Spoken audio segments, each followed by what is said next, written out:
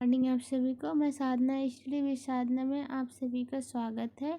तो आज हम सोच रहे हैं कि टेस्ट सीरीज कराने के लिए जैसे कि जितने भी क्वेश्चंस ऑल सब्जेक्ट से, चाहे वो मैनेजमेंट हो, व न्यूट्रिशन साइंस हो, चाइल्ड डेवलपमेंट हो, एक्सटेंशन एजुकेशन हो, वहाँ से जितने भी क्वेश्चन पूछे गए हैं प्रीवियस ईयर में, तो इम्पॉर्टेंट जो है उसको करा रही हूँ और करा दूँ। और उसके बाद से क्या है, जो मोस्ट इम्पॉर्टेंट टॉपिक होती है जिससे हर बार क्वेश्चन बनते हैं, तो वो टॉपिक में छोटे छोटे शॉर्ट में टॉपिक वाइज करा दूँ एक एक क्लास, ठीक है। तो लेकिन टेस्ट सीरीज में जो है वो ऑल सब्जेक्ट से मैं करा रही, ठीक है। तो आज का पहला क्वेश्चन है, खाद्य पदार्थ विकृतीकरण किस कारण से होता है। मतलब खाद्य पदार्थ जो होते हैं वह खराब किसके कारण होते हैं। अक्सर सूक्ष्म जीवों का पैदा होना, या उच्च तापमान के कारण, या निम्न तापमान या भंडारण के कारण जो है हमारे खाद्य पदार्थ खराब होते हैं। जो भोजन होते हैं, भोज्य पदार्थ वह दूषित तत्वों द्वारा संदूषित होते हैं। भोजन पकाने, सुरक्षित रखने, परोसने आदि में स्वच्छता संबंधी बातों की अपेक्षा करने से भोजन संक्रमित हो जाते हैं। इस तरह भोजन के हानिकारक तत्वों से संपर्क में होने की क्रिया को संदूषण या खाद्य पदार्थ विकृतीकरण कहते हैं। यह जो होता है यह सूक्ष्म जीवों के द्वारा पैदा होता है, क्योंकि हम जब भी कोई कार्य करते हैं, ये खुला खाना बना रहे तो उसको खुला छोड़ देते हैं, ये सब्जी जो भी हमारे खाने योग्य चीज़ होती है हम उसको खुला छोड़ देते हैं, तो उसमें क्या होते हैं, बैक्टीरिया बढ़ते हैं, और वो जो हम अंदर ग्रहण करते हैं तो हमारे अंदर सूक्ष्म जीवों के द्वारा अनेक प्रकार के रोग उत्पन्न हो जाते हैं। ओके, तो ये हमारा पहला क्वेश्चन सही है। अगला क्वेश्चन देखते हैं, अगला क्या होता है। इसमें दिया गया है, इनमें से कौन सी प्रक्रिया भोज्य पदार्थों में जीवाणु को जाने से रोकता है। पूछ रहा है कि इसमें कौन सी प्रक्रिया है जो भोज्य पदार्थों में जीवाणु को जाने से रोकती है। क्या इरेडिएशन है, या स्टेरिलाइजेशन है, फोर्टिफिकेशन है, डिहाइड्रेशन है। तो हमारे खाने में जो है जो प्रक्रिया भोज्य पदार्थों में जीवाणु को जाने से रोकती है वह इरिडिएशन है। तो हमारा दूसरा आंसर सही है, ठीक है। अगला क्वेश्चन हम देखते हैं, बासी ब्रेड में आमतौर पर का असर होता है।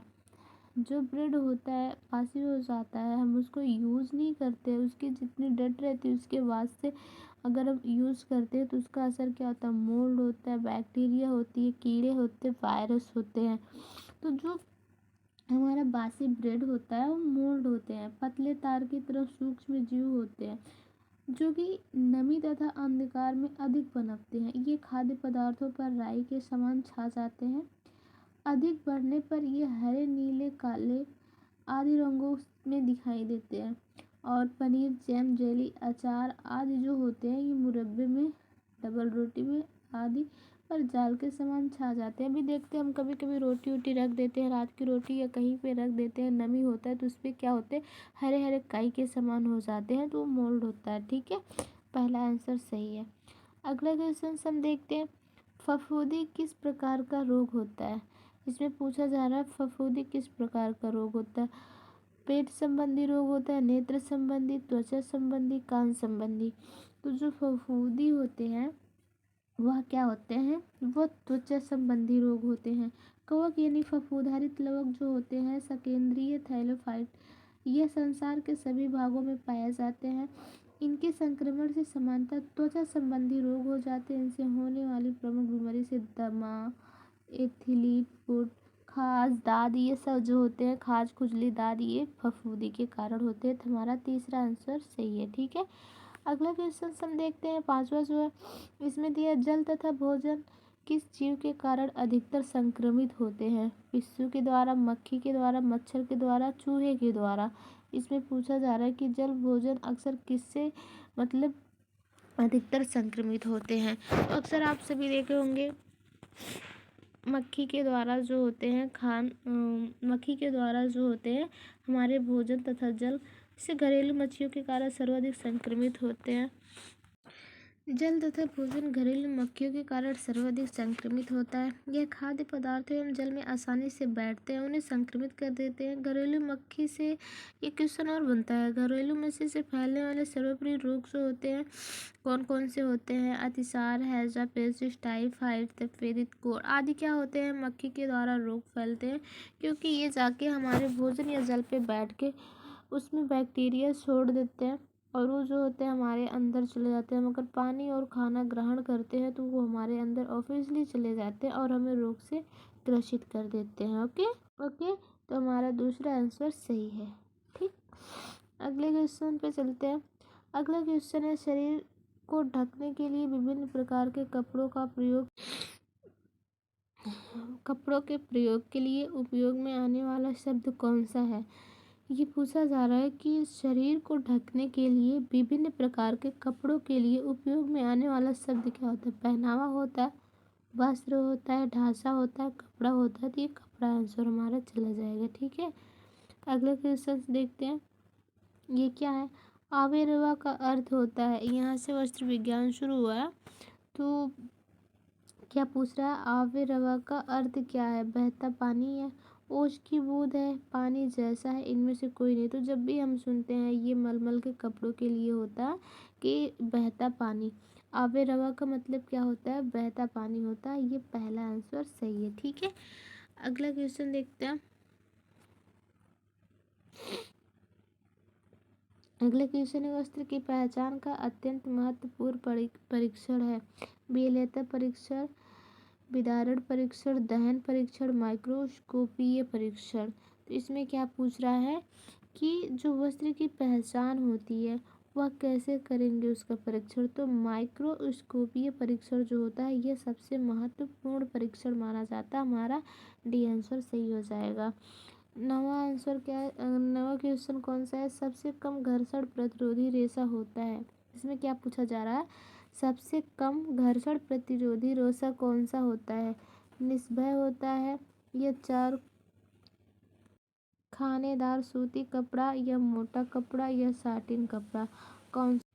तो सबसे कम सूती कपड़ा होता है, मोटा या सूती कपड़ा माना जाता है। आंसर सी सही होगा। ठीक है, अगला क्वेश्चन हम देखते हैं। अब हमारा जो आ जाता है प्रबंधन से आ जाता है।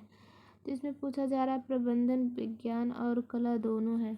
जैसे कि जब भी अगर गृह प्रबंध में, होम मैनेजमेंट में कोई क्वेश्चन बनता है तो अगर पूछा जा रहा है कि केवल विज्ञान है, केवल कला है, असहमत है, सहमत है, तो हमारा जो गृह प्रबंधन व कला विज्ञान दोनों होता है।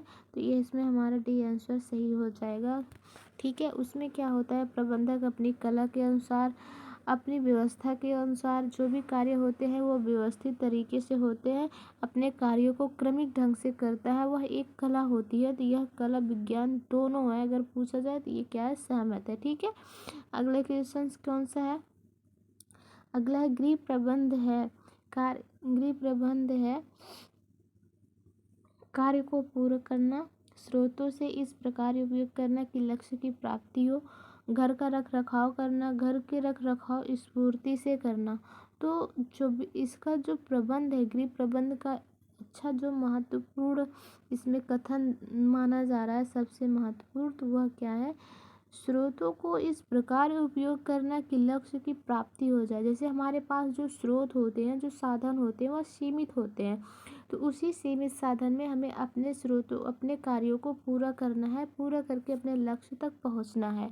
तो ये क्या होता है? हमारा दो आंसर सही हो जाएगा, दूसरा आंसर। ठीक है, अगला क्वेश्चन है, प्रबंध है यांत्रिक प्रक्रिया, मानसिक प्रक्रिया, शारीरिक प्रक्रिया, तकनीकी प्रक्रिया? तो हमेशा प्रबंध क्या होता है? मानसिक प्रक्रिया माना जाता है, क्योंकि वह जो भी व्यक्ति अपना प्रबंध करता है वह सोचता है, सोच विचार के ही कोई योजना बनाता है, उस योजना के अनुसार कार्य को करता है। ठीक है, तो हमारा दूसरा आंसर सही है।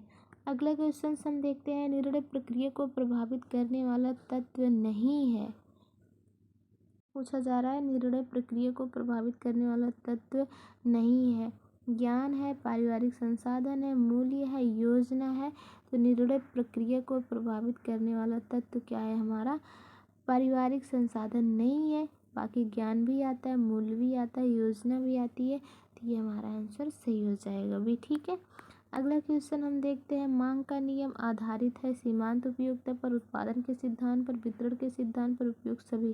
तो सीमांत के उपयोगिता के आधार पर माना जाता है। पहला आंसर हमारा सही हो गया। ठीक है, अगला क्वेश्चन देखते हैं, प्रसार शिक्षा का सफल निरीक्षण क्या प्रदान करता है? गुणात्मक वृद्धि, प्रयोगात्मक वृद्धि, उपयुक्त में से दोनों। तो इसमें उपयुक्त दोनों से ही होगा। आज का हमारा 15 क्वेश्चन था, तो हमारा क्वेश्चन समाप्त हुआ। कल अगली सीरीज लेके आऊँगी। आज क्लास कैसी लगी ज़रूर बताइएगा।